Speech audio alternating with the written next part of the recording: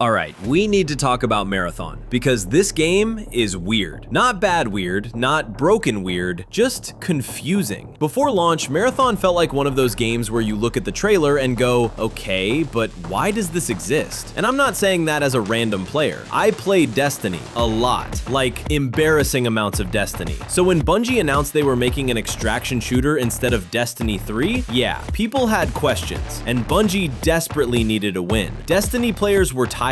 Live service gamers were skeptical, and the internet was already roasting Marathon before anyone even touched it. Then the controversies started, the stolen art accusations, the weird marketing, the silence. At that point, most people had already decided, yeah, this game is cooked. But after spending real time playing Marathon, I have to admit something. I'm actually enjoying it. And not in the it's better than I expected way. I mean in the, okay, one more run way, even after losing everything. Because if you've never played an extraction shooter before, let me explain the pain. You go into a match with gear, you loot, you fight, you survive.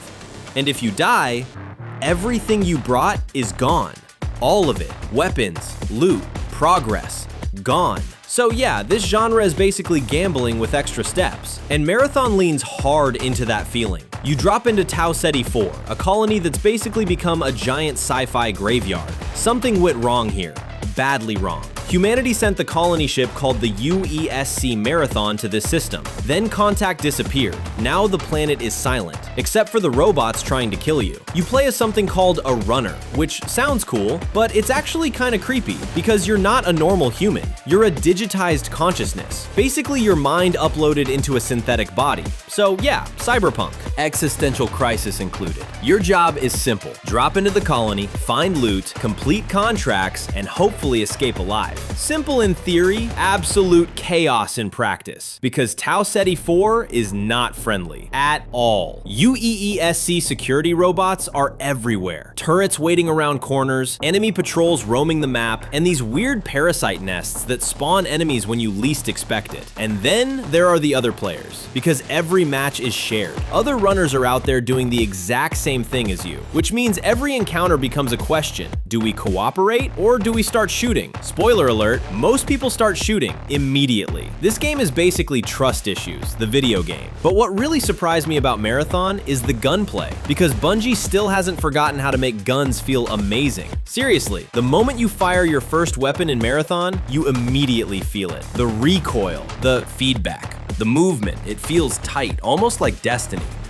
Actually, some weapons feel suspiciously similar to Destiny weapons, like the Magnum. If you've played Destiny before, you'll recognize that feeling instantly. It's that Bungie magic. The shooting just feels good, and that matters a lot in a game where you're constantly fighting for survival. But Marathon isn't just a run-and-gun shooter, it's tactical, much more tactical than Destiny. Every runner shell has abilities, different roles, different playstyles. Some are recon-focused, some are tanks, some specialize in tracking other players. But here's the catch. Abilities have long cooldowns, so you can't just spam powers constantly.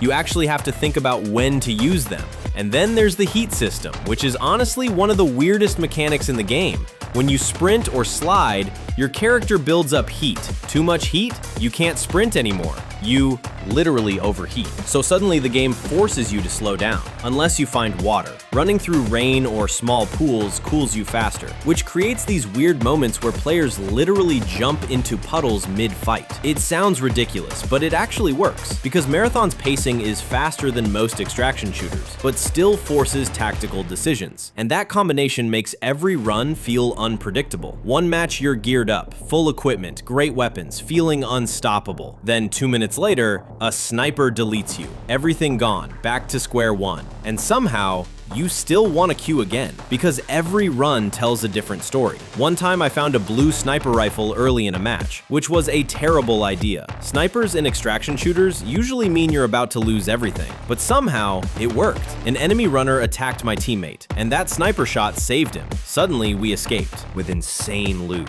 Next match, dead in 30 seconds. Another run I tried going solo. Bad idea. The moment I encountered another runner, I panicked. We both fired, we both died. Mutual destruction. We literally crawled on the floor bleeding out. It looked like two drunk robots fighting over Wi-Fi, but that's Marathon.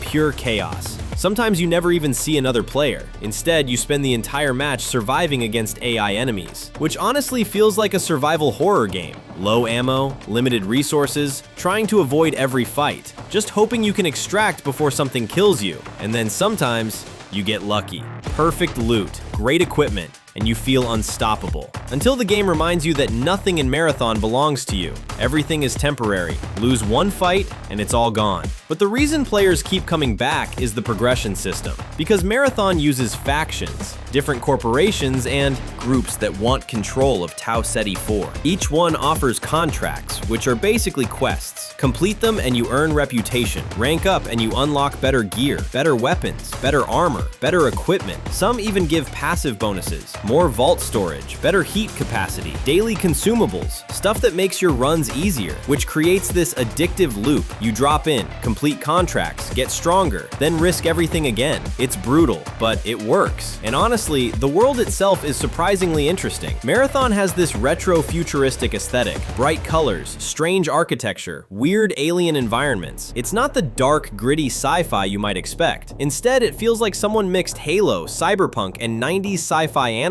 And at first, it looks weird, really weird. But the more you play, the more it grows on you, because the maps actually feel like real places. Abandoned colonies, industrial, outposts, research facilities, places where people used to live, now completely silent, except for the fighting.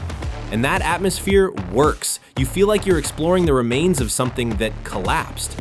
But as much as I like the gameplay, Marathon definitely has problems. And the biggest one is the UI.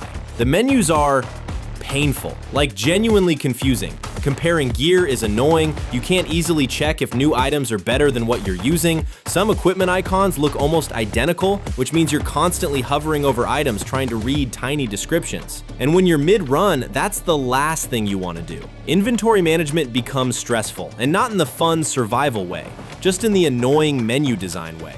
Then there's the reward system, which honestly feels outdated. Bungie brought back one-time use shaders, which makes zero sense. Using a cosmetic once and losing it forever? In 2026? That's wild, especially when most games moved away from that years ago. The premium rewards pass also feels questionable. Some cosmetics are locked behind extra currency, which you earn slowly through gameplay. So even after buying the pass, you still have to grind. And yeah, players noticed. But despite those issues, the core gameplay is strong, and that's what matters most, because extraction shooters live or die based on their gameplay loop. If the loop isn't addictive, the game dies fast, and Marathon's loop is addictive. Jump in, risk everything, lose everything, try again. And every run feels like a story, a gamble, a moment of chaos, which raises the biggest question. Does Marathon actually have a future? That's harder to answer, because the live service market is brutal. Even great games struggle to survive. Player counts fluctuate, communities move on quickly, and Marathon is more niche than something like Arc Raiders. It's competitive, punishing, and sometimes frustrating, which means it won't appeal to everyone. But for players who enjoy high-risk shooters, Marathon might actually become something special, because beneath the controversy, Bungie still knows how to build a game that feels good to play, and sometimes that's all it takes. But here's the real question. Will Marathon become Bungie's comeback story, or their biggest gamble yet? Subscribe for more gaming content, and thanks for watching.